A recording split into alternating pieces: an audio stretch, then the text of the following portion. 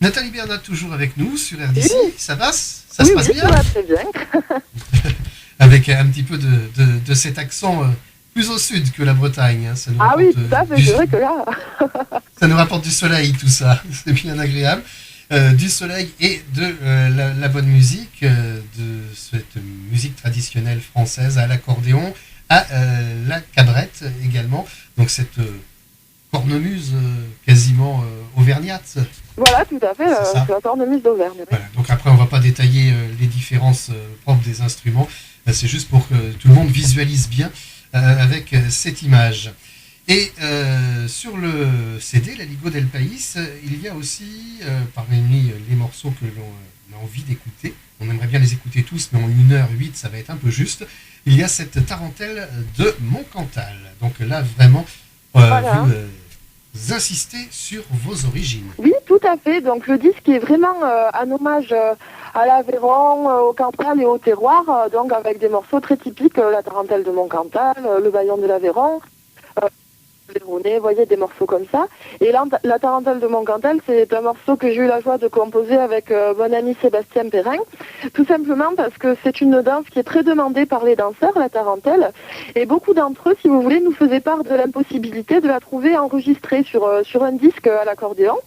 C'est pour ça qu'il nous a paru important de la faire figurer sur cet album, La Ligo del País. Donc, c'est le 4e morceau, la tarentelle de Montcantal. Voilà, mais c'est un disque essentiel pour danser chez soi en famille. Hein. Voilà, tout à fait. Si vous voulez, ce sont des morceaux pour danser, mais qui également donc chantent notre région. Donc, si vous voulez, autant les gens peuvent écouter le disque chez eux dans leur voiture et faire un petit voyage chez nous, ou alors le mettre chez eux pour danser. Tout à fait, les deux sont possibles.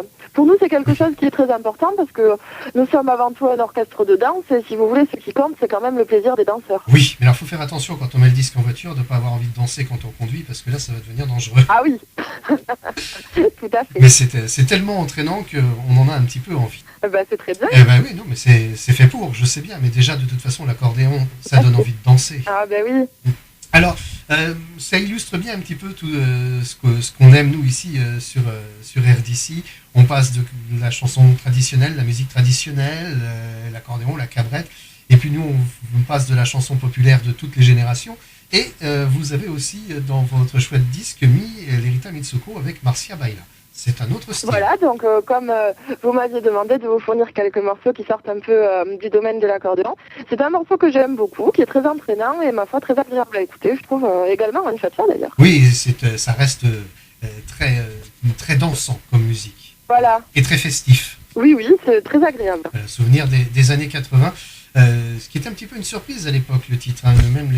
Même la maison de disques ne voulait pas le sortir. Oui, tout à fait. Puis c'est un hommage aussi.